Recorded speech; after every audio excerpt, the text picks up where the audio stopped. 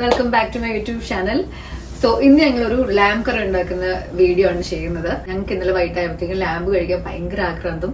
So ഞങ്ങള് കോസ്കോയിൽ പോയി വാങ്ങിച്ച ലാമ്പാണ് ഞങ്ങൾ കുക്ക് ചെയ്യാൻ പോകുന്നത്. ഒരു 2-2.5 കിലോ കാണുമായിരിക്കും. സോ ഞങ്ങള് ആദ്യമായിട്ട് നമ്മുടെ ക്രോക്ക് പോട്ട് ട്രൈ ചെയ്യാന്ന് വിചാരിച്ചു. സ്ലോ കുക്കിങ്ങിന്റെ ഒരു സംഭവമാണിത്. ഞങ്ങൾ ഈ വീട്ടിലോട്ട് മൂവ് ചെയ്തപ്പോഴേ വാങ്ങിച്ചതാണ്. പക്ഷെ ഇതുവരെ അതിൽ കുക്ക് ചെയ്യാനുള്ളൊരു സാഹചര്യം കിട്ടിയിട്ടില്ല. സോ ഞങ്ങൾ ഇന്ന് അത് ട്രൈ ചെയ്യാന്ന് വിചാരിച്ചു.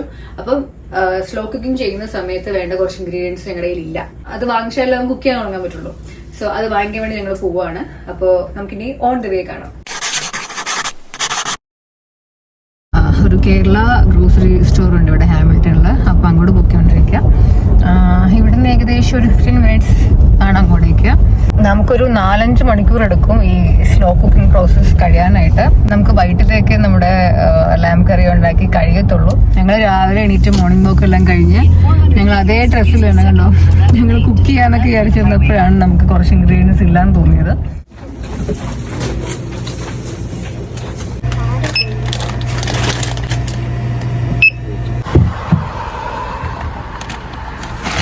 ഞങ്ങൾ കുറച്ച് സാധനങ്ങൾ വാങ്ങിച്ചിട്ടുണ്ട്. അതിൽ ഞാൻ ഏറ്റവും കൂടുതൽ എക്സൈറ്റഡ് ആയിരിക്കുന്നത് ഇത് കഴിക്കാൻ വേണ്ടിയിട്ടാണ്. ഉണക്കമീൻ ഞാൻ നാട്ടിൽ നിന്നേ വാങ്ങിച്ചിട്ട് വരണമെന്നുണ്ടായിരുന്നു. പക്ഷേ ട്രാവൽ ചെയ്യുമ്പോൾ വെറുതെ സീനാവണ്ടെന്ന് വിചാരിച്ചിട്ട് വാങ്ങിക്കാൻ തോന്നുക. ഇവിടെ വന്ന് വെയിറ്റ് ചെയ്യുമായിരുന്നു വാങ്ങിക്കാൻ വേണ്ടിയിട്ട്. സോ ഇന്ന് മലയാളി കട ആയതുകൊണ്ട് നമുക്കിത് കിട്ടി. ഉണക്കമീൻ കഴിക്കാൻ ഭയങ്കര കൊതിയുണ്ട്. ഇനി അടുത്ത ദിവസം ഉണ്ടാക്കാം. എന്തായാലും നമുക്കിന്ന് ലാമ്പ് ഉണ്ടാക്കാൻ പോവാം. അപ്പോൾ ഗൈസ് ഞങ്ങള് ഷോപ്പിംഗ് എല്ലാം കഴിഞ്ഞ് കുറച്ച് മുന്നേ വീട്ടിലെത്തേ ഉള്ളൂ. അപ്പോൾ ഞങ്ങൾ വാങ്ങിച്ച സാധനങ്ങൾ ഇതൊക്കെയാണ്: ചിക്കൻ ബ്രോത്ത്, പിന്നെ coconut milk, tomato puree, onion നമ്മുടെ കയ്യിൽ ഉണ്ടായിരുന്നു. അണിയൻ വേണം, പിന്നെ ജിഞ്ചർ ഗാർലിക് പേസ്റ്റ്, അങ്ങനത്തെ കുറച്ച് കാര്യങ്ങളൊക്കെ വേണം. ഇതാണ് നമ്മുടെ മെയിൻ ക്യാരക്ടർ, നമ്മുടെ ലാമ്പ് നമ്മളിനി കവറിൽ നിന്നൊക്കെ പൊട്ടിച്ച് വെച്ചിട്ടുണ്ട്. സെറ്റ് ആക്കണം. ഇനി ഒന്ന് കഴുകിയെടുത്താൽ മതി. ചോപ്പൊന്നും ചെയ്യണ്ട. ഇതേപോലെ അതിൻ്റെ അകത്തോട്ടിടുകയാണ് ചെയ്യുന്നത്. അപ്പോൾ ഇതാണ് നമ്മുടെ ക്രോക്ക് പോട്ട്. നമ്മളെല്ലാം ക്ലീൻ ചെയ്ത് വെച്ചിട്ടുണ്ട്. ഇനി ഇത് അതേപടി ഇടുക, ബാക്കി കാര്യങ്ങൾ ചെയ്യുക. നമ്മുടെ ലാമ്പ് റെഡി ആയി കിട്ടും 4 hours കഴിയുമ്പോൾ. അപ്പൊ നമുക്ക് സ്റ്റാർട്ട് ചെയ്താലോ. മെഷീന്ന് റിമൂവ് ചെയ്യുക കേട്ടോ. അപ്പൊ ഇതേ ലാമ്പിന്റെ ഒരു ബിഗ് പീസ്. അമ്മീ നല്ല വെയിറ്റ് ഉണ്ട്. ഓക്കെ, അങ്ങനെ നമ്മൾ ലാമ്പ് മൊത്തത്തോടെ ഇട്ടു. ഇനി നമ്മള് ഒരു ഫുൾ അണിയൻ അടിഞ്ഞു വെച്ചിട്ടുണ്ടായിരുന്നു, അതിടാം. സൈഡ്സിലാണ് മെയിനായിട്ട് ഇടേണ്ടത്. പക്ഷെ ഇട്ടപ്പോ സൈഡിൽ എല്ലായിടത്തുമായി. അപ്പം നമ്മളിത് ഇടാണ്ട് സാധനങ്ങൾ എടുത്ത് വെച്ചിട്ടുണ്ട്. സോൾട്ട്, പിന്നെ പെപ്രിക്ക, ഗരം മസാല, മീറ്റ് മസാല എല്ലാം എടുത്ത് വെച്ചിട്ടുണ്ട് കേട്ടോ. ഇതെല്ലാം കൂടി ഞാൻ ഇതിനകത്ത് ഇടാൻ പോവാം. ജിഞ്ചർ ഗാർലിക് പേസ്റ്റ് ഇടുക കേട്ടോ. ചിക്കൻ ബ്രോത്ത് നമ്മളൊരു 2.5-3 കപ്പ് ഒഴിക്കുന്നുണ്ട്.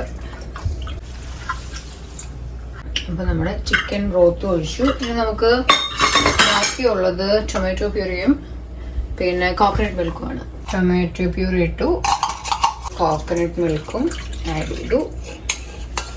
എന്തല്ലേ അങ്ങനെ ഞങ്ങളുടെ ലാമ്പ് എണ്ണ വെന്തുകൊണ്ടിരിക്കുക. ഇനി 4 മണിക്കൂർ വരെ അത് അനക്കാൻ പാടില്ല, ക്ലോസ് ആയിട്ട് തന്നെ വെക്കണം. അപ്പൊ നമുക്ക് ഇന്ന് കഴിക്കാൻ ടൊങ്കോത്സും ഉണ്ട്. അങ്ങനെയല്ലേ ഇത് പറയുന്നത്, ടൊങ്കോത്സും കപ്പ് നൂഡിൽസാ. ഞങ്ങൾ രണ്ടുപേരും ഇന്ന് കഴിച്ചു, സെറ്റായി. ഇനിയിപ്പോൾ എന്തായാലും വൈകിട്ടത്തേക്ക് ഇത് കഴിക്കാൻ പറ്റുള്ളൂ. ഇത്ര മണിക്കൂറൊന്നും വെയിറ്റ് ചെയ്യാനുള്ള ക്ഷമ നമുക്കില്ല. സോ ഇപ്പോഴത്തേക്ക് തൽക്കാലം ഞങ്ങൾ ഇതൊക്കെ അഡ്ജസ്റ്റ് ചെയ്യും. വൈകിട്ടത്തെ ഡിന്നറിനാണ് നമ്മൾ നമ്മുടെ ലാമ്പിനെ എടുക്കാൻ പോകുന്നത്. അതുവരെ നമുക്ക് വെയിറ്റ് ചെയ്യാം. അപ്പൊ ഞാൻ വീണ്ടും വന്നു ഗൈസ്. ഞങ്ങളൊരു 4-4.5 മണിക്കൂറോളം വെയിറ്റ് ചെയ്തു ഇതൊന്ന് റെഡി ആകാൻ വേണ്ടിയിട്ട്. ഇപ്പോഴാണ് ഞങ്ങൾ തുറക്കാൻ പോകുന്നത്. എങ്ങനെ ഇരിക്കുമെന്ന് തമ്പുരാനറിയാം. അപ്പൊ ഞങ്ങൾ എന്തായാലും നല്ല എക്സൈറ്റഡ് ആണ് തുറക്കാനും ഇത് കാണാനും എന്താണ് സംഭവം എന്നുള്ളത്. മൊത്തം ആവിയായിട്ടിരിക്കുന്നതുകൊണ്ട് ഒന്നും കാണാൻ പറ്റുന്ന അതിന്റെ അകത്ത് എന്താന്ന്. അപ്പൊ എന്തായാലും നമുക്ക് തുറക്കരുത്. കമോൺ. നല്ല ചൂടാട്ടോ. കൈ പൊള്ളിപ്പോവും, അതുപോലെ ചൂടുണ്ട്.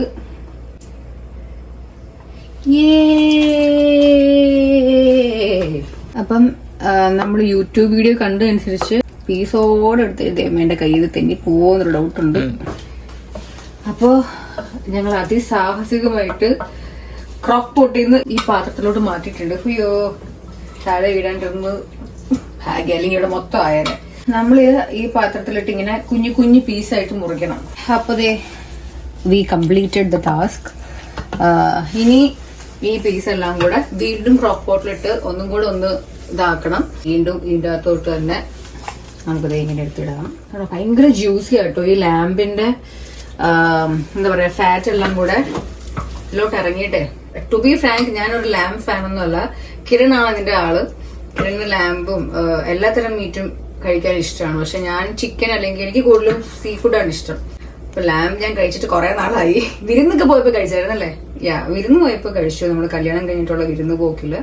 ലാംബ് നല്ല ടെൻഡർ ആയിട്ടുണ്ട്. ഇങ്ങനെ ഇത്ര മണിക്കൂർ ഇരുന്ന് കുക്കായതല്ലേ. ഞങ്ങൾ കുറച്ച് ചോറും കൂടെ ഉണ്ടാക്കി കേട്ടോ. ചോറിന്റെ കൂടെ കഴിക്കണമെങ്കിൽ കുറച്ചുകൂടെ ഒരു ഗുമ്മ ഉണ്ടാവുമല്ലോ എന്ന് വെച്ചിട്ട് ഞങ്ങൾ പെട്ടെന്ന് റൈസ് ഇട്ടു. റൈസായി. അപ്പോൾ നമ്മളിനി ചോറിന്റെ കൂടെ കറിയായിട്ട് ലാംബ് കറി എടുക്കാൻ പോവാണ് കേട്ടോ.